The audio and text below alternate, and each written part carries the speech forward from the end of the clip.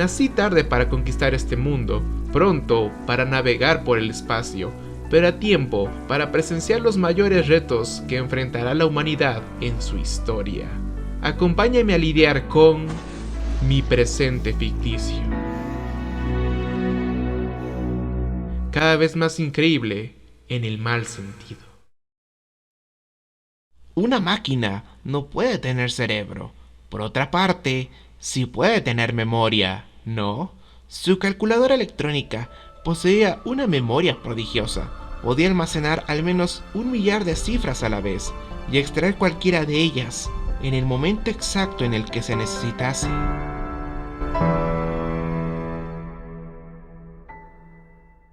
...1953... Casi 70 años antes de la popularización de ChatGPT. La historia de un ingeniero llamado Adolf Knight, que soñaba con ser escritor, y junto a su jefe, el señor Pungen, construirá una máquina para lograrlo. Ese es el texto con el que comenzamos, y ahora sean bienvenidos al primer capítulo de mi presente ficticio con su anfitrión David Naula y mi invitado de hoy, Wilson Orellana, un espectacular artista visual como docente universitario aquí en la San Francisco de Quito, quien recientemente tuvo una exposición en Cuenca dentro del Museo para Arte Moderno. ¿Cómo está, Wilson? ¿Qué tal? ¿Cómo estás, David? Un gusto saludarte, así como a todas las personas que nos vean, sea en vivo o sea grabación. Un Es gusto a grabación, ¿no? todos. Bueno, estar por acá conversando. Y dígame, ¿cómo le fue en toda la exposición ya que acabó el Explorer? Disculpe, era el descifrar el hábitat. ¿Cómo le fue? ¿Cómo acabó todo eso? Acabó bien, sabes que fue un evento bastante satisfactorio para mí desde un punto de vista personal, porque hacer una exhibición en Cuenca era algo que yo tenía pendiente dentro de mis proyectos artísticos, ¿no? He Sí, estado participando en algunas opciones, algunas oportunidades de exhibición en Quito, también en el extranjero. Estuve en Nueva York por el verano y también en el 2020. eso me Entonces contó. había hecho ahí algunas cosas y tenía estas ganas de compartir mi pintura con mi ciudad, ¿no? Para mí fue súper importante exhibir en el Museo de Arte Moderno, porque cuando crecía, pues para mí el referente de donde sucedía el arte en Cuenca era ese museo. Entonces había ahí como un objetivo personal que por fin se pudo cumplir, y me dio bastante gusto el mostrar la obra ahí y el ver la recepción que tuvo el público, tanto la noche de la inauguración como un día que fue un fin de semana posterior a la inauguración, en medio de esta situación de apagones que tú conoces, al Ay, igual que todos los que estamos escuchando. sí, Y realmente. entro al museo y todo está apagado y veo un grupo de personas con linternas mirando cada una de las obras y conversando. Y para mí eso fue un momento realmente lindo, porque me encuentro con un grupo de estudiantes de la carrera de periodismo en la Universidad de Cuenca, y yo me junto silenciosamente con mi novia, que estábamos de visita, y les escuchamos conversando, debatiendo acerca de las ideas presentadas en las obras, y yo realmente sentí que el objetivo se había cumplido, porque hacer pintura no es solamente crear imágenes, sino es crear sentidos y compartirlos con el mundo. Y cuando la gente comparte esos sentidos, esos significados, esa experiencia, y le provoca una reflexión, pues ahí yo siento que tiene algún tipo de relevancia lo que uno ha hecho, y que se ha cumplido el objetivo de no solamente compartir imágenes, sino compartir reflexiones. Entonces, en ese sentido, me quedé sumamente satisfecho, contento, fue realmente un gusto. Luego, no, luego nos presentamos, y mi novia nos presentó ahí a todos los presentes, y fue un momento muy lindo compartir con los jóvenes, escuchar sus ideas, conversar, dialogar. Realmente hermoso. Yo diría que la exhibición, por ese evento en particular, o sea, yo sentí que ya traspasó mis expectativas, y me encantó todo lo que estuvo sucediendo allá. La verdad es que yo también me quedé anonadado porque yo sí estaba atento, más que nada de que no sé si se fijó, pero yo era el que de vez en cuando se daba la vuelta pensando en quién era la persona que estaba siguiendo. Y ya cuando se reveló fue una sorpresa bien impactante, la verdad. No les sabría decir cómo se sintió. La verdad es que siempre estuve aportando a la conversación de sus obras, me encantaron, la verdad. Entonces de ahí nos conocemos. Ya decía yo cuál fue el punto de conexión, ya ves, y fue muy lindo. O sea, que les quede de registro de que para mí como artista de eso se trata, el compartir significados, compartir ideas. Y para mí lo que ustedes hicieron esa mañana fue increíble, o sea, y para eso se creó esa exhibición y pues me doy por satisfecho y contento y con ganas de, pues, de seguir produciendo pintura. Sí, a mí en la persona me parece espectacular. Es 100% incentivándole a que siga nomás con su obra, aunque ahorita no sé cuál sería el siguiente color a explorar, si explora el naranja. Bueno, ahora van otras ideas. De hecho, por aquí ya estoy bocetando unas cuantas cosas. Aquí al lado mío ya puedes ver algo. Puedo ver algo que es más o menos cubista, es cubismo. El suyo es más que nada hiperrealismo. No, no, no, no, perdón, no hiperrealismo, sino es, ¿cómo le podría definir? A ver, déjeme. Es una mezcla Sí, entre una intención de realismo, pero también una intención simbólica sobre las cosas, ¿no? claro, simbolismo. Para no causar un caos por acá. Es una pintura figurativa, pero es una pintura figurativa con cierta influencia surrealista y con cierta influencia contemporánea de ir destrozando Las las figuras. figuras, Sí. heredado de estos hábitos del expresionismo abstracto, en donde vas rompiendo la figuración hacia ir dejando gestos de la pincelada, de la pintura ya más presentes, más visibles. Entonces, bueno, por aquí va creciendo algo más. De hecho, lo voy dejando por ahí como para Sí, quedaría realmente nosotros. queda muy bien. Esto para las miniaturas sería genial, fantástico. Las, las formas, especialmente la geometría es algo que me encanta en su obra, tanto cuando quiere presentar cubos, no cubos, sino edificios, y también como esa figura que es algo que, o sea, dentro de lo que se considera común, es algo que se considera monótono, como una figura, como una figura que representa la monotonía o un pensamiento muy estancado ante el resto de cosas que es más figurativo, no es tan delimitado por la geometría, algo tan cuadrado, por así decirlo. Ujú.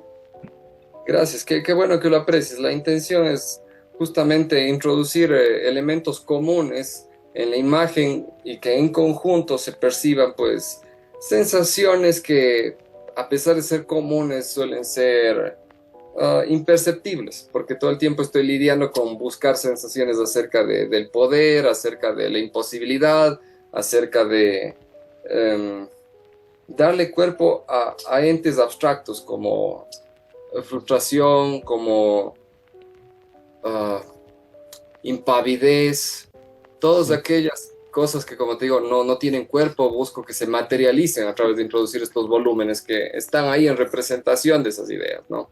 Principalmente por los colores que a mí me encanta la técnica, eso sí es completamente alucinante. Muchas gracias, David. De hecho, es precisamente por esa presentación que yo consideré traerlo como la parte de mi primer episodio, porque me encantó esa frase que usted dijo, eso de el progreso no se traduce en bienestar. Y es precisamente lo que yo quería tocar en esta ocasión, por todo de que esto es del tema de el arte humano versus el arte producido por la máquina, por la inteligencia artificial, ¿sabe? Ya que Ujú. es exactamente lo que refleja esa frase. Ok, y para eso introdujiste también la historia, que me pareció muy interesante, la ficción, se me escapan los nombres, no me los memoricé. No, no se preocupe.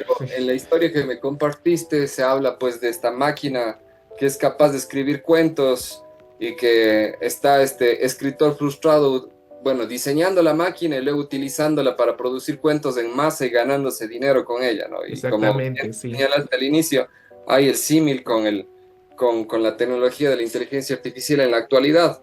Sí, Y sí, ciertamente por un lado, la existencia de esas tecnologías pueden traer un beneficio desde el punto de vista de la producción, ¿no? La producción se incrementa, aumenta, pero no necesariamente eso se traduce en bienestar para todos. Van a haber personas beneficiadas sí, de poder tener textos más veloces, de poder generar imágenes, diseños, producciones de forma mucho más veloz y mucho más barata que la contratación de personal humano, pero también pues va a haber gente que va a estar realizando esos trabajos que se va a ver perjudicada por la desaparición de esas oportunidades. Es una realidad. Lo que es muy duro. interesante de ese tema es que es una realidad de doble filo, ¿no? Porque por un lado, Sí, es un beneficio a los programadores y a los que consideran eso como el mayor arte, la matemática, pero por el otro es para los que consideran el arte pictográfico, la pintura, el expresionismo como lo más importante, ellos salen perdiendo, ¿verdad? El valor humano en eso. va a haber humanos que van a perder y frente a eso pues es inevitable preguntarse qué postura, qué camino deberíamos de adoptar. Y ahí más bien te pregunto, ¿tú querías abordar el tema a través de preguntas o quisieras que esto se vuelva como nada más una especie de conversación libre donde vaya exponiendo argumentos? No, son solo conversación, pero es que también tengo varias noticias que creo que es la forma en la que podemos reflejar a la realidad, que es son unas noticias bastante distópicas una vez que tú más o menos, como por ejemplo, ya vamos, más adelante vamos a ir incursionando en esto, pero primero esta parte que es como un primer episodio del podcast entero, le quería más que nada preguntar acerca de lo que piensa de el arte, o sea, el arte clásico, pintura, escultura y el tercero era, sí, y Arquitectura. arquitectura, pintura y escultura. En la actualidad ya no, es que este arte ya no es tan consumido en su forma más clásica, por así decirlo, en su representación, o mejor dicho, en su estancia, en estancias en museos. Porque no sé si vio la que le mandé la noticia de que aparentemente el 11% de los ecuatorianos, solo ese 11% visita los museos anualmente. Ujú. A ver, ¿qué pienso yo sobre el estado del dibujo, la pintura y la arquitectura clásica, me dices? Más que pensar sobre eso, yo pienso de que cómo es que la gente los consume, más que nada. O sea, cómo es que ya no va tanta gente al museo, sino que prefieren eh, consumirlo de una manera más digital, desde una manera menos contemplativa, sino desde solo la rapidez de, ya sabes, este mundo que más que nada por las redes sociales y todo esto del TikTok, de que cada vez estamos con un menor número de atención.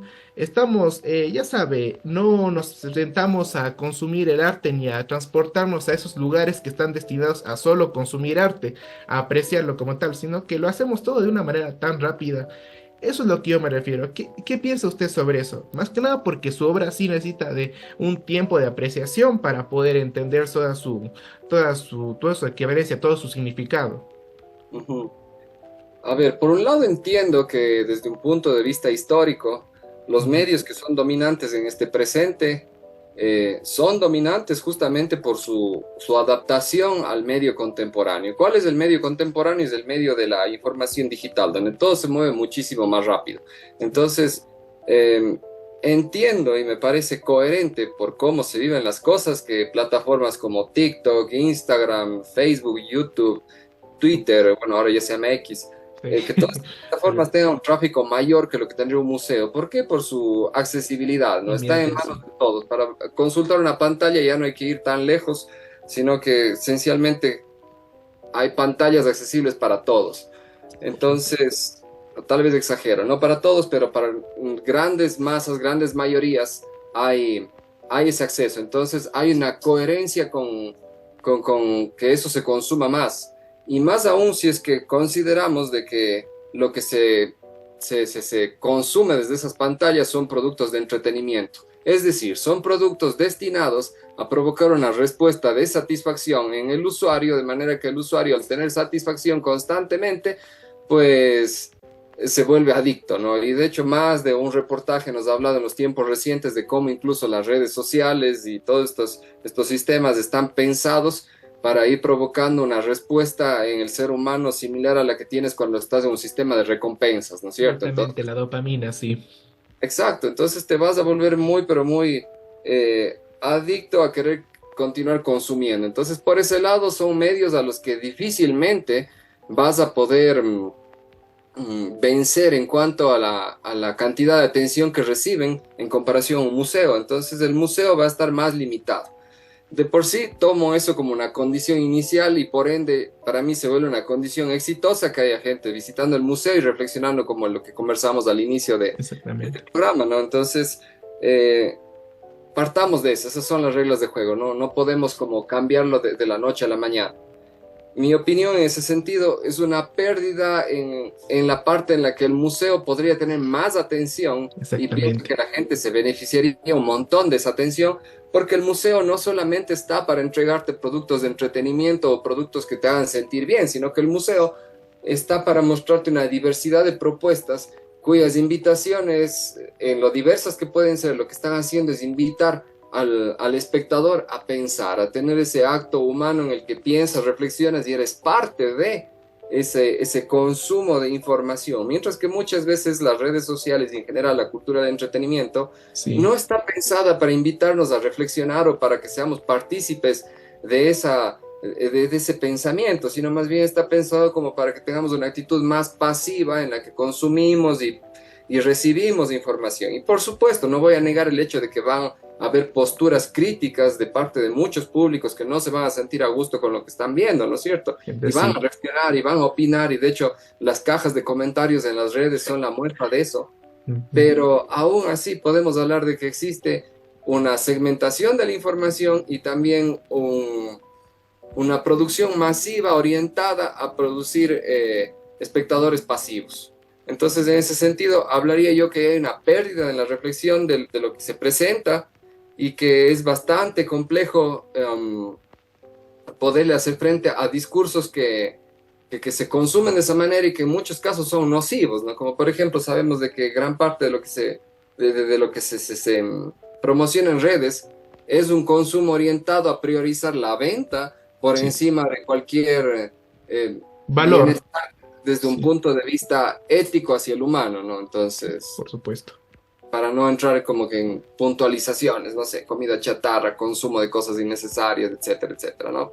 Sí, Entonces, lamentablemente con eso se pierde mucho la involucración de una persona con el medio. Realmente yo cuando estoy en un museo soy incapaz de pensar en, por ejemplo, no sé, distraerme viendo no quisiera decir celular, sino, por ejemplo, distraerme haciendo una tarea o distraerme conversar con alguien porque el ambiente te llama, es un ambiente de tranquilidad, de plenitud y principalmente de reflexión, porque como usted dijo, el museo no es solo para entretenerse, no es solo para ver cosas bonitas, sino para también adentrarse en su significado, aunque pueda ser incómodo incluso porque algunas obras no están precisamente diseñadas con solo el fin de hacerte sentir bien o de hacerte sentir que es lo adecuado, lo correcto, sino que también hay otras obras que están más incentivadas a verte, a encontrarte con una realidad incluso social a veces está muy incómoda. totalmente, totalmente. En ese sentido, el museo va a reunir múltiples voces. No se va a quedar solamente con una voz oficial que nos va a decir esto es bueno y esto es malo para ti, señor consumidor, sino que nos va a exponer a más cosas. Y aún así, a pesar de ser una institución volcada a eso, pues va a tener un reto duro, un camino empinado para lograrlo, porque estamos tan habituados a, por ejemplo, el consumo de contenidos digitales que ha pasado y lo hemos visto, que gente que va al museo y le cuesta entrar en contacto con las obras y prefiere igual estar en su teléfono y tal vez mirar las cosas de forma más casual, como apenas hacer una revisión superficial. Entonces es un reto grande, pero mi concepción más reciente, pues el museo sigue siendo ese espacio de resistencia en donde todavía se invita a los públicos a pensar, a dialogar consigo mismo, con quienes estén, con las obras y son un espacio que de ser entendido de esa forma y de lograr ese acercamiento hacia los públicos, pues enriquece nuestra vida, ¿no? Están para eso, están para enriquecernos culturalmente, filosóficamente,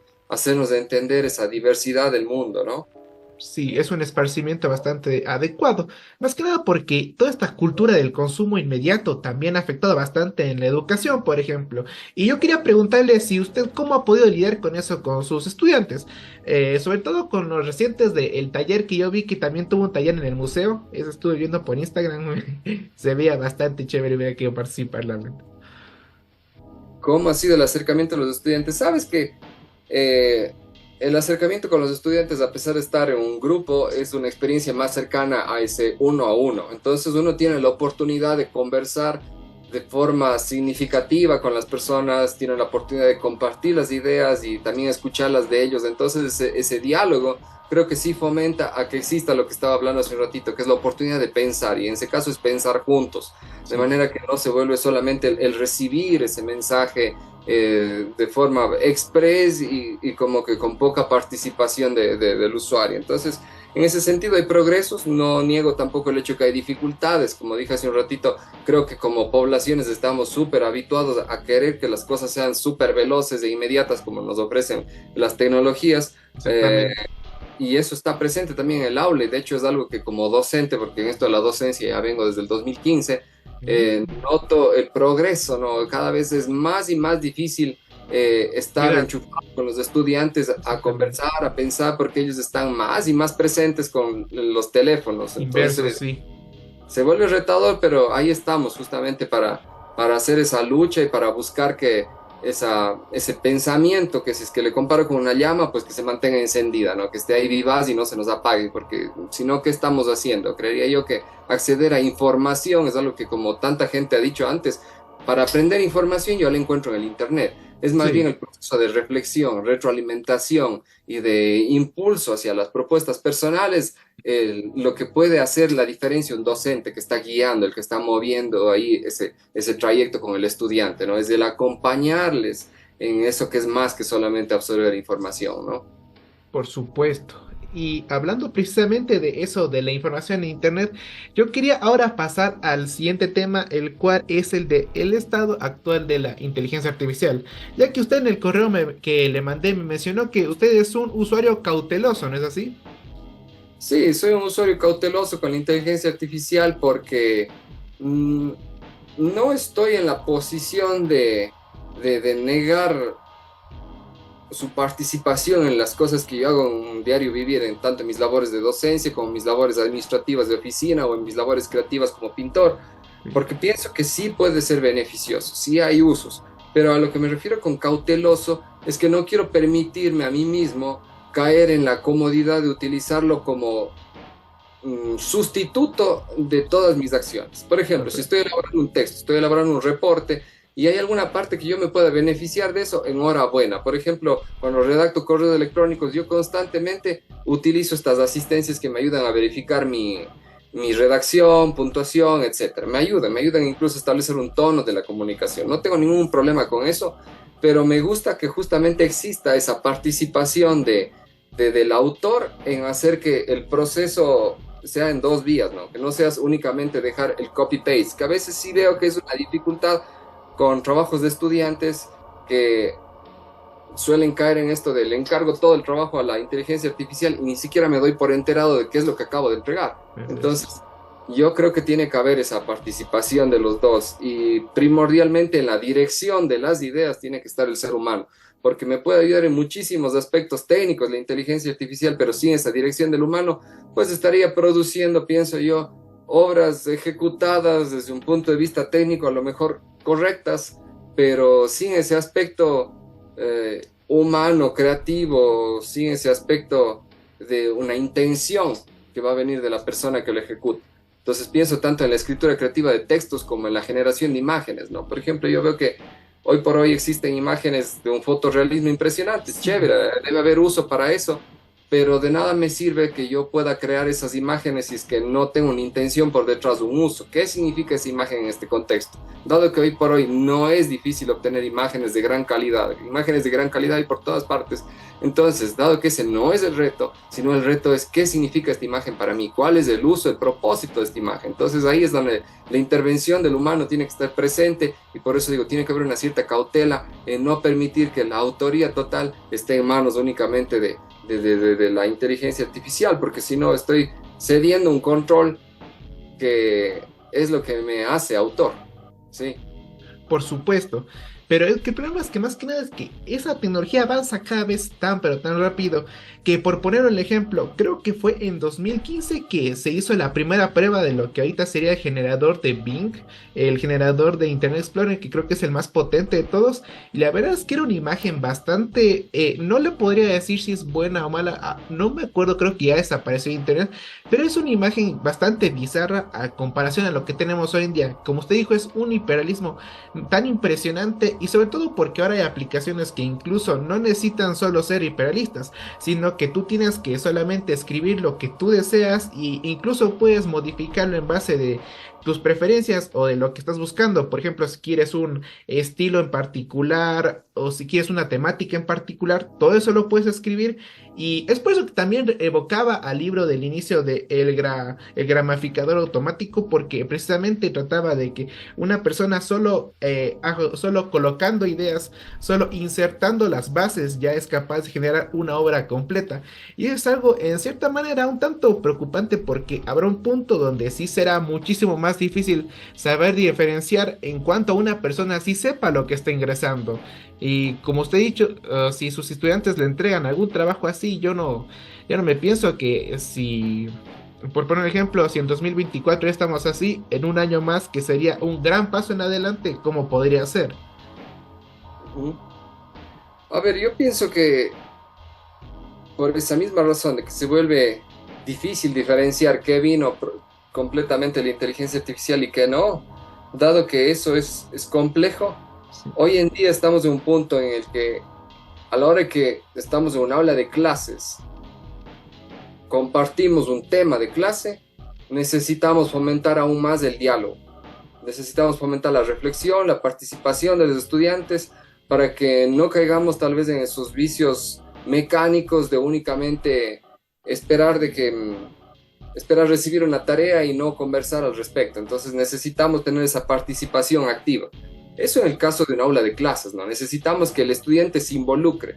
Y tal vez lo que le saco de bueno a la participación de la inteligencia artificial es que, ok, la parte de redactar el documento podría haberse beneficiado, pero más bien lo que yo necesito es conversar las ideas, debatirlas con mi clase, producir las ideas durante la sesión y hacer que ese desarrollo sea lo que se vuelva primordial a la hora de afrontar un curso de lo que fuese. Ahora, respecto al tema de las imágenes, ahí vamos a tener, como dices, imágenes muy bien resueltas desde un punto de vista técnico, fantástico, maravilloso, pero insisto, lo importante no es tanto qué tan bien hecho está, sino que lo importante es qué es lo que estoy logrando comunicar con esa imagen. Sí, sí, porque, no sé, por ahí habrá pasado situaciones similares con la fotografía, ¿no? Que en principio tenía, allá a inicios del siglo XX, tendríamos una fotografía de buena calidad, todavía incipiente en relación a lo que se tiene hoy por hoy, habrían cosas que no se podrían lograr a nivel técnico,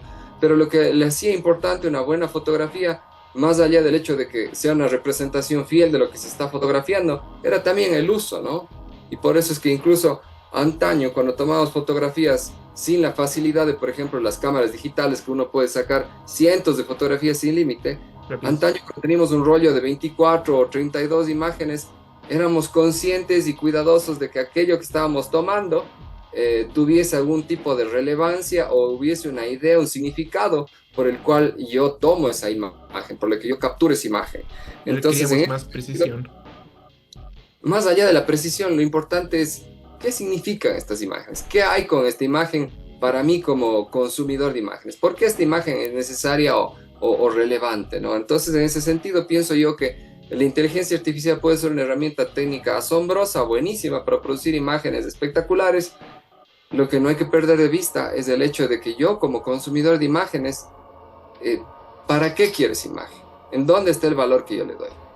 Y por supuesto, eso no quita del panorama el hecho que van a haber empresas, no sé, pienso en la industria publicitaria, que tal vez si es que me va a vender comida, le basta y le sobra con hacerme una imagen muy atractiva de X o Y comida, ¿no? Y es una imagen de consumo rápido. Y en ese sentido, ese tipo de imagen sí va a ir desplazando a gente que a lo mejor está trabajando en producir esas fotografías y etcétera.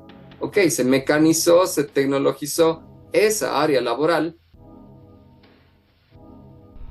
Lamentable para quien pierde su trabajo, inevitable desde el punto de vista del crecimiento, desde el desarrollo económico, no sé cómo hacerle frente a eso, y más bien pienso yo que como ser humano, más bien tengo que ir buscando alternativas de dónde me ubico y cómo pienso las imágenes a partir de esas realidades, ¿no?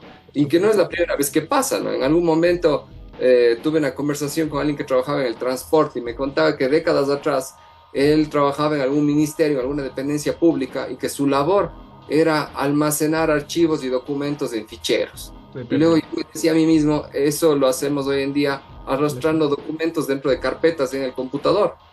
Este señor se quedó sin trabajo para esa labor, sí.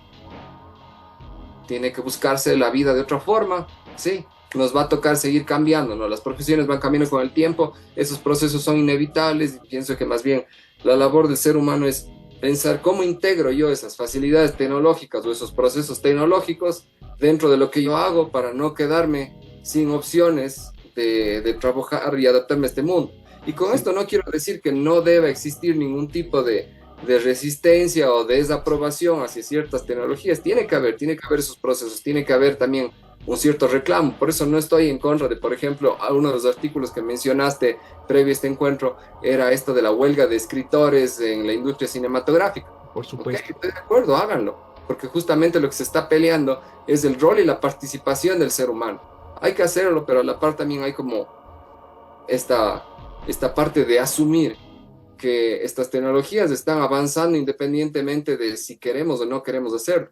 Y bueno, siempre va a haber también espacio para el producto 100% hecho a mano, pienso yo, no me siento en una situación en la que vayamos a ser reemplazados por completo. Más bien veo que Sí, estamos frente a una serie de problemas de integración de tecnologías en procesos creativos y donde hay mucho debate que establecer y muchas ideas que ir probando y descartando y asimilando algunas otras antes que pensar que vamos a ser automáticamente desplazados unos a otros. sí. Hablando de eso precisamente, sobre el tema laboral, con lo que estábamos hablando del tema laboral, precisamente eso es lo que ha causado más revuelo, no por el hecho de que se sientan reemplazados los artistas, los que se encargan de realizar arte digital, arte físico, pintura, todo este tema, e incluso los escritores, sino que el problema es que sienten que están siendo reemplazados a algo que no deberían, porque es un arte, o mejor dicho, es un asunto muy creativo crear imágenes y crear texto. Sin embargo, realmente para lo que la gente quisiera inteligencia artificial, por ejemplo, es con este tema de los recientemente anunciados robots de Tesla, no sé si lo sabe por Elon Musk, lo que la gente realmente quiere es algo que reemplace los asuntos monótonos o mundanos de la vida, como por ejemplo ese trabajo de archivero. Realmente si nos vamos a la realidad, no era, o sea, no era por decirlo arte, no era más allá de una profesión, no es como que alguien disfrutase de hacer eso toda su vida, porque era más que nada una limitación de ese tiempo. Pero la cosa con estos asuntos creativos es que esto sí necesita una regulación, ya que viene de parte de nuestra expresión como seres humanos. Es decir, no puedes reemplazar eso porque eso es precisamente nuestra vía de escape ante los asuntos mundanos que sí queremos reemplazar. No sé cómo podríamos, en cambio, eh, afrontar esa realidad de que los asuntos creativos son los más fáciles de reemplazar porque al fin y al cabo vienen de nuestra mente, que es exactamente el proceso que están llevando a cabo las computadoras, de pensar como nosotros, pero no pueden hacer las cosas físicas como nosotros. Ok, entiendo que hay una preocupación acerca de que lo que debería ser reemplazado es tal vez lo mundano, lo pesado, lo incómodo y lo que es, en cambio, creativo y humano debería preservarse. Sí, Entiendo que estemos viviendo tiempos en donde todos nos preguntemos aquello y sí, idealmente así debería ser, ¿no? Que nos encantaría de que si es que tenemos que cargar bultos, por poner un ejemplo muy por rústico, supuesto. sea una máquina la que se haga cargo de eso. Estoy de acuerdo, ese es el ideal, pero entiendo que en la forma en la que se desarrollan estas tecnologías, por un lado, no somos partícipes de las decisiones del rumbo que tienen que ir tomando. Quienes toman esas decisiones son quienes las producen, que de alguna forma están estableciendo las reglas del juego, ¿no? Y en Sí, ese sentido, ellos van a ir ingresando en todas y cada una de las ramas que pudiesen introducir estas tecnologías. Por ejemplo, en este presente es más fácil para quienes desarrollan tecnología poner a la inteligencia artificial a trabajar en producir textos que colocarles a estos robots que mencionas, por ejemplo, no sé, como dije hace un rato, cargar bultos y tal vez seleccionar materiales. por Que cierto. veo que ya se van acercando, pero todavía no han llegado a ese punto. Sí, Entonces, por un lado, ¿qué quiero decir con esto? Que estamos respondiendo a la forma en la que esta tecnología se desarrolla y que además no tenemos control acerca del rumbo que va tomando, al menos como ciudadanos comunes en un país en el que además nosotros ni siquiera somos productores de esta tecnología. E obviamente. incluso en los países donde esta tecnología se produce, pensemos que el ciudadano común no maneja el conocimiento bajo el cual estos aparatos operan, de manera que no incide de forma muy intensa en el rumbo que van a ir tomando. Entonces estamos hablando de una situación que está bastante distante de nuestro control. Sí, estamos distantes frente a la manera en la que se opera esto. Y no quiero entrar en una posición pesimista de decir, como esto es distante y yo no entiendo cómo funciona y yo no digo cómo funciona, debería desinteresarme. No, más bien al contrario, dado que no entiendo y no conozco estas cosas, justamente estoy frente a una labor o un reto en el que necesito pensar en cómo voy a ir integrando y cómo como consumidor, en el mejor de los casos, porque no siempre estamos del lado de poder consumir y decidir sobre estas cosas, escogiéndolas, sino más bien nos llegan, cómo desde un punto de vista individual me acerco a estas tecnologías y cómo también voy entendiéndolas para permitir o no permitir que ingresen a mi vida, ¿no? Es como que por un lado está la decisión individual, está por un lado la postura personal. Ir entendiendo cómo esta tecnología es parte de nuestras vidas, ir entendiendo cómo la puedo integrar, en qué la puedo integrar y en qué cosas no, en dónde yo debería establecer límites. Y creo que a nivel colectivo lo que se tiene que hacer es también un ejercicio similar, en donde va a tener que haber debate, así como también capacitación, porque como mencioné hace un rato, hay una cierta cantidad, un porcentaje elevado de la incidencia de estas tecnologías en nuestras vidas sobre la que no tenemos control. Desde ese punto de vista, a nivel colectivo, creo que es importante capacitarnos, saber cómo utilizarla para no nada más quedarnos absorbidos sin saber cómo trabaja, cómo funciona y que eso a su vez se vuelva algo que nos juegue en contra, ¿no? Que de repente haya personas que sepan utilizarlas y que como comunidad no sepamos cómo usar y que exista, por ejemplo, cada vez más y más desventaja y brecha en actividades económicas, en actividades educativas que nos vayamos quedando por detrás. Importante capacitarnos para que esta ola que se viene no nos golpee nada más. Y por otro lado, también creo que es importante tanto en las naciones que están desarrollando esta tecnología como en naciones más pequeñas como la nuestra y con tal vez menor, bueno, con menor desarrollo tecnológico, es importante que se converse a menudo de esto y que estas conversaciones lleguen también a los puestos públicos desde donde se toman las decisiones, porque va a tener que empezar a existir una agenda del uso ético de estas tecnologías y su incidencia en la vida. Entonces vamos a tener que generar encuentros para saber qué es permitido, qué no y cómo es que esto funciona. Y creo que apenas estamos viendo la punta de un iceberg, de una montaña que se nos va revelando, como dices, como el ejemplo del iceberg, la metáfora del iceberg, estamos viendo algo que se va asomando y que no comprendemos del todo sus consecuencias, así que vamos a tener que seguir y seguir hablando. Y es difícil plantear esa conversación en países como el nuestro, en donde crisis más urgentes y más básicas, como por ejemplo el no tener electricidad, van por delante de dar el próximo paso tecnológico. Entonces aquí tenemos mucha tarea pendiente, pero aún así, a pesar de tener esto que se percibe, no solo se percibe, esto que es más de base, a pesar de estar en ese punto, en ese momento, no significa que debamos desenchufarnos por completo de esta conversación de qué es lo que se viene, ¿no? Porque estamos ya presenciando, como en las noticias, los titulares que me compartiste, estamos presenciando que compañías de tecnología están empezando a tener despidos de personas a quienes están reemplazando a través de estas tecnologías. Y tal vez ahorita para esos sectores es en donde es más evidente cómo reemplazo trabajadores con esto, y tal vez por acá todavía no lo hemos visto tanto, pero de seguro va a ir sucediendo. Entonces es por eso que es necesario mantener esta conversación activa para que tomemos posturas de qué es lo que va a ir pasando. Por ejemplo, ya que mencionaste a la gente como el Elon Musk y todos estos que andan hablando desde países industrializados y tecnologizados, sí. Escuché que ya por ahí alguien andaba proponiendo la idea de que a futuro va a ser necesario la idea del salario básico universal, así sea que no trabajes, porque supuestamente la tecnología va a avanzar tanto para generar recursos para todos.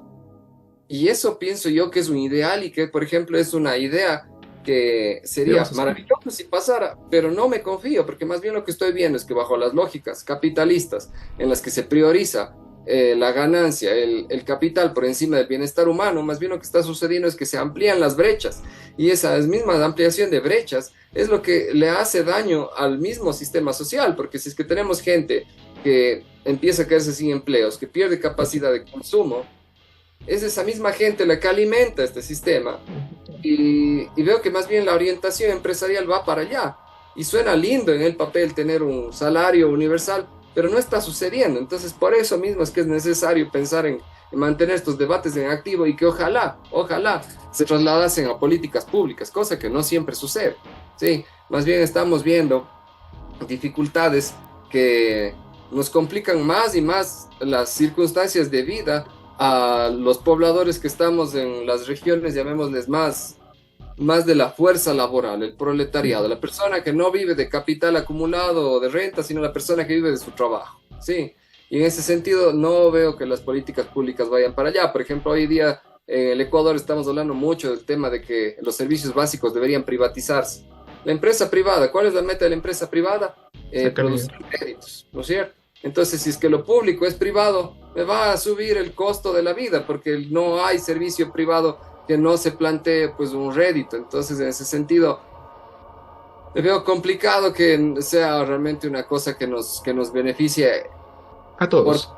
por completo o a todos, ¿sí? Y sé que es bien difícil aspirar a que algo nos beneficie a todos, pero es el ideal, ¿no es cierto? Entonces, ¿qué es lo mejor que se me puede ocurrir frente a esto? Mantener activo el diálogo, ¿sí? Ojalá que lo público no desaparezca por completo, así como que ojalá ciertas iniciativas del sector privado tampoco sean bloqueadas por completo. Es una cuestión de ir desarrollando balances y ahorita tengo la impresión de que hablamos en términos generales por el tono de esta conversación. Sin embargo, cuando se ingresan en los sectores específicos, creo yo que eso es lo que hay que proponer, ¿no? Mantener activo ese diálogo y como dije antes, que ojalá eso se convierta pues en políticas públicas o leyes que nos ayuden a todos a mantener una vida digna y más ética, ¿no? Por supuesto, ese es el ideal aspirar. Pero como usted mencionó, como el tema de Elon Musk, precisamente yo quería ir hacia él porque ese resentimiento que ya se tiene desde una parte del individuo, ya sabe, porque somos la parte que está abajo, mientras que ellos suelen ser los ricachones de arriba. Ese resentimiento que tenemos ya de por sí, ahora pasado a los artesanos, o bueno, mejor dicho, a los artistas de plano, a los que producen estas imágenes, estos escritos icónicos. Se vio hace poco con eso de que el mismo billonario, el dueño de X, Elon Musk, nos produjo con inteligencia artificial un tráiler para su nuevo auto, el Tesla, es que no me parece tan bonito, la verdad, pero no sé por qué es bastante popular, la verdad. Y ahí fue cuando se vio no solo un mayor descontento, sino hasta una indignación, porque ese tráiler lo que hacía era imitar el apartado artístico de una película, la de Blade Runner. No sé si usted la ha visto, 2049, la clásica también. Incluso su autor le demandó porque el problema es que está usando arte que él no ha pedido y todavía lo está referenciando como si lo conociera, lo respetara. Y eso indigna principalmente a los creativos porque él es en septiembre se le condecoró como ahora sí el hombre más rico del mundo y que en septiembre pase de octubre a utilizar su tecnología, que bueno, podría ser para promocionar a su propia tecnología, la de inteligencia artificial, pero que igualmente está ignorando ya sabe, la capacidad humana, la mano de obra humana, intentando automatizar algo como un comercial, que al fin y al cabo es para otro tema, es para otro ámbito, es simplemente injusto, por así decirlo, y creo que muestra perfectamente cuál es el problema ahí, que los más ricos son los que más se benefician, e incluso en la crisis energética es donde se va eso, porque estas máquinas consumen un montón de electricidad que simplemente si se distribuyera inteligentemente, nadie tuviera que pasar estas crisis energéticas, ni aquí, ni en ningún país de América Latina o de África. Ujú. A ver, leí el artículo que me enviaste y claro, entiendo la indignación por parte de los creativos que estarán por detrás de la creación de la imagen, esta de ficción del auto. Por supuesto que conozco las películas de Blade Runner, me gustaron bastante, las disfruté. Y desde el punto de vista de la creación visual de esa película, entiendo que haya personas que estén indignadas que de repente este señor se beneficie de lo que culturalmente esas imágenes representan y que no tenga que pagar una regalía hacia eso. ¿Ok? Y me parece interesante el caso porque como de un aspecto que le llamaría yo de la superficie, porque es de la apariencia de las cosas, como la apariencia de esto, se pone sobre debate algo que es problemático en sí de este personaje. Elon Musk, durante mucho tiempo puesto en los pedestales más altos y ahora también, como mencionas, admirado hasta por ser rico, que no sé si es que eso de ahí debería ser un motivo por el que le debamos admirar así nada más.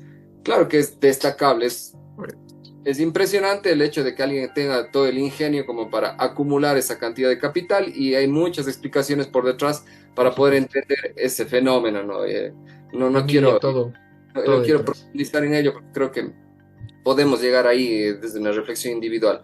Pero más bien a lo que quisiera llegar yo es que este sujeto causa mucha fascinación y esa fascinación que causa a nivel cultural, a nivel de públicos, muchas veces opaca el- los principales problemas que él a su vez genera, ¿no? Como esto que estás viendo, que es un atropello, por ejemplo, a la creatividad de una persona, problemático sin duda. Pero él no solamente genera ese tipo de atropellos, también genera atropellos más profundos, ¿no? Como por ejemplo el hecho de que su agenda de producción, a pesar de que él se esmere en tener soluciones técnicamente desde el punto de vista de la ingeniería muy avanzadas y que resuelve y resuelva problemas y que a veces salga y nos hable en los medios de un interés de alcanzar el cielo, de alcanzar el espacio exterior y de hacer como que el avance tecnológico de la humanidad, a El pesar de que primero. puede ser una persona llena de estas intenciones y de estos beneficios amplios y generales e ideales, Vale, esta es estás. una persona que está fomentando pues la normalización de sistemas de producción que no son éticos, ¿no? Como lo que estamos conversando ahorita. Apropiación de esas imágenes. Tiene varias demandas, por ejemplo, en Alemania, en una de sus gigafactorías, en Sí, donde se le acusa de explotación laboral. Se habla de que está contribuyendo a un mercado que llegó supuestamente al mundo para traernos beneficios ambientales y que no está siendo del todo así. Estamos viendo de que se cambió una matriz productiva en la que se priorizaban los combustibles fósiles para supuestamente llegar a una solución más limpio. tecnológica más favorable, pero Sí. estamos viendo que el tema de las baterías no está siendo tal y cual como le estaban diciendo, y él nada más lo promueve, y tiene una agenda que no se detiene, va a una velocidad salvaje. Otra de las noticias que me compartiste y que creo que hemos escuchado muchos es que anda hablando de justamente robots humanoides que van a Ujú, realizar tareas pesadas y sí. que él las planifica y los piensa como productos de consumo masivo, que van a ser tan masivos como los automóviles, ¿no? Y cuando gente le pregunta y le interroga acerca de cómo, por ejemplo, hace unos 20 años atrás, cuando hablábamos de la introducción del Internet, se hablaba de que esta tecnología lo que iba a hacer era permitirnos a los seres humanos acceder a la información del mundo y por ende ser gente más informada y supuestamente mejores, Más pasan cultas, ¿no? 20 años y más bien vemos de que el impacto del Internet en las sociedades ha aumentado muchísimo, el alejamiento de las sociedades, el menor, una disminución en las capacidades de Sociales, comunicación de las personas, ha aumentado brechas económicos. económicas, ha La aumentado desinformación. desinformación. Había un entrevistador que le hablaba a partir de números, justamente Elon Musk, y le decía, está visto que el Internet en porcentajes mayoritarios hoy en día se utiliza para satisfacciones inmediatas, como siendo una de las principales del consumo de productos relacionados a temáticas sexuales. Entonces eso es como lo principal. Entonces, nuevamente entra en categorías de entretenimiento y pienso yo que mayoritariamente esas tecnologías, sin pensar en una llamémosle, en un uso consensuado, un uso orientado, un uso controlado, más bien lo que están aportando es a seguir generando brechas y seguir profundizando en problemáticas humanas. Por supuesto. Entonces, ¿a qué quiero llegar con esto? De que el lanzarnos a una próxima tecnología con el único y el mero afán de mejorar las ganancias, mejorar el desarrollo industrial y de esa manera tan veloz, acelerada, pienso yo que nos está dejando ver justamente un nuevo acto de priorización del desarrollo del capital por encima de un acto concienzudo en el que busquemos un bienestar para la humanidad. Estamos lanzándonos al vacío de cabeza a alta velocidad a asumir Ujú. estas nuevas tecnologías como parte de la vida sin priorizar o sin pasar por un tratamiento en el que digamos, a ver, ¿qué tanto bien nos hace o mal nos hace esto, no? Bueno, sí. Y básicamente nos toca irnos adaptando y respondiendo en la marcha porque no hay quien lo pare. Entonces, en ese sentido, interesante el personaje Elon Musk, interesante que desarrolle todas estas cosas, pero ser interesante y desarrollar el dinero no necesariamente se traduce, como conversabas hace un rato esa frase que ya ni me acordaba, no necesariamente el desarrollo se traduce en bienestar. Entonces, Exactamente. ¿qué es lo que nos toca a nosotros como ciudadanos de a pie? Es acercarnos con cautela, ir entendiendo, no dejar que esta ola nos aplaste, como No, digo, entenderla para poder asumir y responder más o menos a lo que podemos y a lo que nos toca, porque parece que viene con una fuerza que es bien complicada de contestar, ¿no? podría ser más complicado y también podría ser más simple dependiendo de la perspectiva, pero en general es un asunto, no sé si generacional, pero siempre ha pasado esto de que las tecnologías sí o sí termina siendo el enemigo de una generación, desde mis abuelos que le tenían miedo a la televisión porque supuestamente era del diablo, que traía imágenes, ya sabes, esa clase de cosas que decían los abuelos o mis padres que también no pensaban que el internet era un lugar seguro y principalmente porque en esos tiempos sí había mucha ignorancia desde el punto de vista solo meramente informativo y ahora, en nuestro caso, lo que va a hacer no solo las inteligencias artificiales, sino también los metaversos, es otra tecnología que intenta promocionar toda esta cúpula de capitalistas ya sabes, Silicon Valley, esta gente que mueve tanto dinero por redes sociales y que realmente, al fin y al cabo, terminará formando parte de nuestras vidas si sale bien, y si sale mal, en el mejor de los casos, lo olvidaremos, nos reiremos de él y pasaremos de lado. Sin embargo, ya tocando el tema desde un punto de vista más filosófico y apartando tanto lo que es el negocio para los artistas, para los ricachones que se benefician de esto, también quería preguntar acerca de que si podría realmente considerarse este arte, o bueno, esto como una herramienta y no eventualmente como su propia entidad de producción creativa, ya que si nos ponemos a pensar, y esto viene más o menos desde un punto de vista filosófico, el arte hecho en inteligencia artificial no es muy diferente al arte que realizamos por naturaleza los propios humanos, ya que, como bien dijo en la historia que vuelvo a citar, la del mecanógrafo, en eso se menciona que al fin y al cabo las computadoras solo tienen memoria, pero no cerebro. Sin embargo, mediante ido avanzando en la ciencia, nos hemos dado cuenta de que principalmente el cerebro es en todos los aspectos memoria. No es que él es capaz de simplemente crear las instrucciones, sino que solo puede receptarlas y aprenderlas. Y en ese sentido no somos muy diferentes de la inteligencia artificial.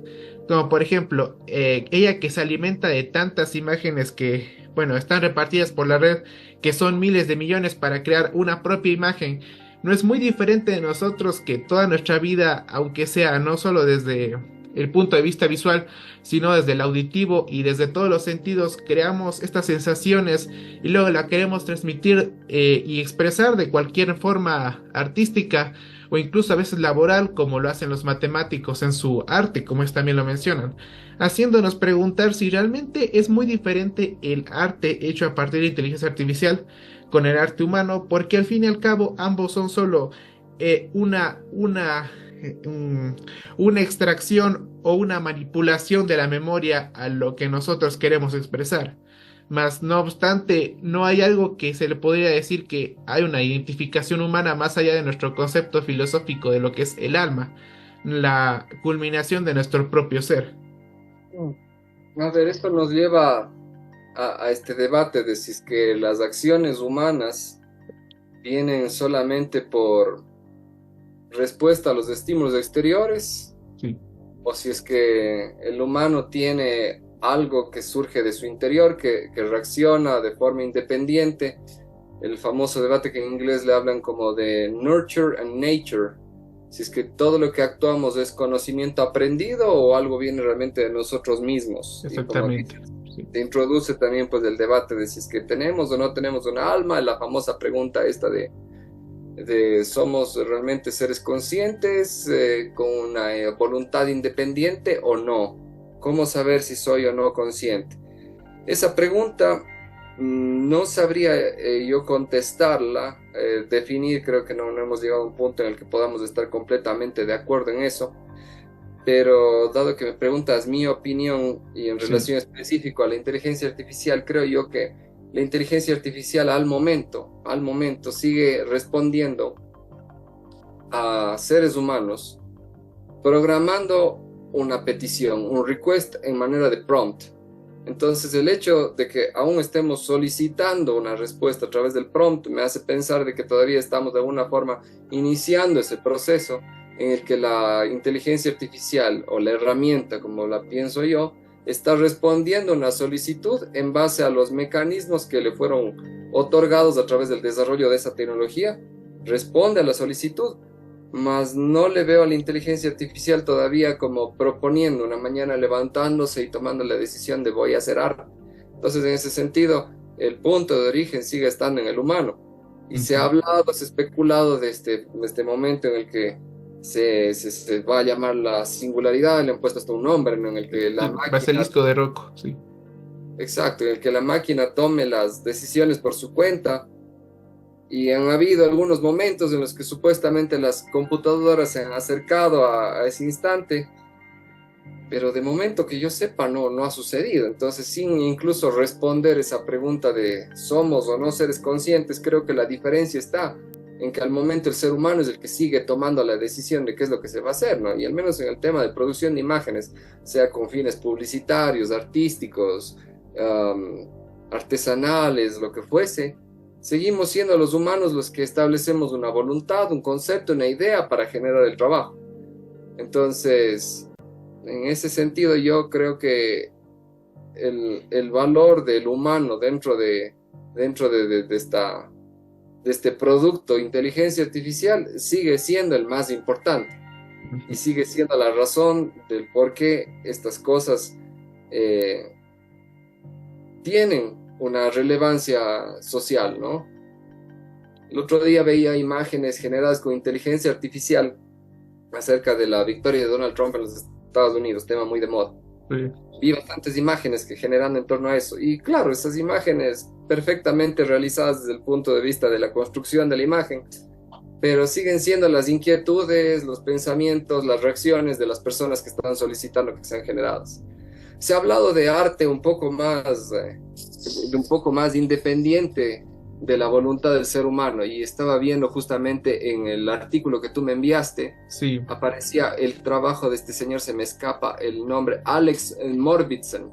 ¿Ya? Este señor científico de Google crea este programa que se llama Deep Dream, en donde a la inteligencia artificial le introduce instrucciones para que combine imágenes y entregue resultados libres. Por supuesto. Supuestamente nos acercamos con eso a lo que entenderíamos como la voluntad de la máquina creando las imágenes. Sin embargo, esa voluntad de la máquina sigue siendo el responder a las instrucciones del científico Alex, estableciéndole su patrón de comportamiento. Entonces, en ese sentido, seguimos estando frente a una relevancia mayor del accionar del ser humano. Ahora, lo que sí está pasando y que es inevitable es lo que dices, de que de repente estamos perdiendo protagonismo del ser humano, porque ya no es el humano el que necesariamente está creando la imagen, dibujándola, pintándola, fotografiando. Pierde una cuota de protagonismo, pero sigue siendo el motor de origen de estas cosas. Y en ese sentido, una vez más, digo yo, que parte de nuestro rol es educarnos, comprender estas tecnologías para no perder por completo nuestra cuota de participación en eso, y que seamos nosotros los que estemos dirigiendo a la máquina y tomando decisiones también a la hora de dirigir a la máquina, ¿sí? Por supuesto. Es como, no sé, montar un auto, ¿no? El auto tiene toda la potencia para hacernos ir a 100 kilómetros por hora, Sí. pero es importante que sepamos cómo conducirlos para que no nos lleve en línea recta al peñasco, sino que sepamos dirigirlo. Entonces, eso hoy por hoy, no sé cómo vaya a plantearse la inquietud del momento en el que suceda esta supuesta singularidad, que hay gente que le encanta decir que pasará en 30 años, en 50 años, etc. Puede ser. De todas formas, es interesante pensarlo y lo meditando. Por lo pronto, creo que a más de tomar tiempo para especular sobre eso, más urgente ahora es pensar cómo me relaciono con el estado actual de esta cosa. Y en el estado actual de esta cosa, como digo, pienso en la necesidad de capacitación, integración de estas tecnologías a nuestras formas de trabajo, no verles con miedo, sino pensar cómo yo puedo usarlas a mi favor para integrarlas y no dejar, como dije varias veces, que esa ola nada más a mí me aplaste y yo no sepa cómo reaccionar. Al fin y al cabo, ya pasando a lo que sería el final del podcast y el último capítulo, sería pasando de esto de que ya llegamos a la conclusión de que el arte seguirá existiendo, como usted dice, no veo un mundo donde no exista el arte humano al menos así por simple hobby, aunque ya no se le utilice como una producción para gran industria, para la industria del entretenimiento, para la industria y la que más mueve dinero, por así decirlo. Yo quería preguntarle si realmente podría no desaparecer, sino perder su relevancia, que ahora solamente el arte se vea como un constructo social. O sea que, aunque seas no solamente un buen artista, como ya está pasando hoy en día, sino que es dependiendo de tu nombre, de tu apellido, de tus influencias, de tu poder económico, de eso valga tu arte. Y al fin y al cabo las personas queden relegadas, o bueno, las personas que no tengan este poder queden relegadas a solamente verlo como un pasatiempo, ya no como un método para vivir, por sobrevivir de su arte, por poder vender sus pinturas, por poder comercializar sus comisiones, como es en el caso del arte digital, que en Twitter, en Instagram, que también es una actividad muy popular con este tema. Y ya no sería tanto una profesión, sino que simplemente se debería un hobby. Así como eventualmente terminaron haciendo otras carreras, por ponerles un ejemplo, de la persona que revelaba fotos en infrarrojo cuando antes se tomaban así, ahora ya no sea una profesión, sino simplemente un hobby que podrías hacer tomando una cámara vieja, una cámara más clásica. ¿Usted ve un mundo así donde ya no pueda vivir de su arte, sino simplemente, por poner un ejemplo, en uno de los artículos que le envié decían que un trabajo en el futuro sería solamente alimentar a la inteligencia artificial, ya que habiendo tanta obra con esa inteligencia, llegaría un punto donde la inteligencia no podría seguirse alimentando solo de lo que hay en Internet, sino que necesitaría sí o sí gente humana que esté aportando activamente su obra? Y bueno, personalmente a mí me parece muy distópico que en un futuro no tan improbable, el ser humano lo único que haga es alimentar a la máquina y realmente si quiere hacer arte, lo puede hacer, pero ya no podría ser una profesión. ¿Usted qué piensa? Pero pienso que la profesión artística, incluso antes de este trabajo tan intenso que hace hoy por hoy la inteligencia artificial, incluso antes de eso, siempre fue una profesión difícil. Siempre fue una profesión difícil en el sentido de que hacer arte es una actividad que no está dentro de la solución de necesidades más inmediatas del ser humano, no está dentro de la industria de la alimentación, de la vivienda, del vestido, entonces de por sí ha tenido ya un camino complejo de seguir. Entonces los artistas, en más de un momento histórico, han tenido que tener más de una habilidad, más de una capacidad. Regresemos al siglo XV, el artista europeo del Renacimiento, que es lo que registran muchos los libros de historia en Occidente, Sí, era parte de un gremio en donde se les formaba y se les indicaba cómo seguir ciertas reglas de taller, y en el taller tenían múltiples roles, ¿no? Aprendían del maestro a preparar pigmentos, aprendían a pintar, aprendían escultura, aprendían distintos oficios, sí, incluso sí. en estas figuras míticas entre las que destacan los nombres grandes de la historia del arte occidental. Estamos hablando de un sistema que no necesariamente producía gente en una posición muy cómoda, ¿no? Hoy en día nos acordamos de los grandes nombres, pero ni siquiera pensamos en la cantidad de nombres de gente que nunca trascendió la historia y que probablemente tuvo historias de mucha precariedad, de mucha necesidad y que no llegó a estar en los sitiales de importancia, ¿sí? Y Incluso así los a que través de tra- los... incluso ¿Ah? los que trascendieron, como lo fue alguien que se quitó la oreja, Vincent Van Gogh, incluso él en su tiempo, sus obras no valían nada. Él murió básicamente en la calle, muriendo de hambre. Sí, es un caso emblemático de algunas situaciones de precariedad. No sé si es que realmente murió en la calle, pero podemos decir que en vida no gozó de éxito financiero ni de fama extrema. Sí, aunque a pesar que sí han habido ese tipo de figuras a lo largo de la historia occidental, no hablo del arte oriental porque no conozco mucho, pero hay una mitificación enorme en torno a la figura del artista y a veces se tiende a pensar que es el genio creativo que está pues en lo alto de las situaciones y no, no siempre, es un trabajo complejo, ¿ya? Entonces, en ese trabajo complejo definitivamente que puedes perder protagonismo por la inteligencia artificial. Habrá gente que no sé, tal vez es muy buena haciendo ilustraciones. El camino del artista es un camino con unas complejidades bastante importantes y en Sí, ese sentido...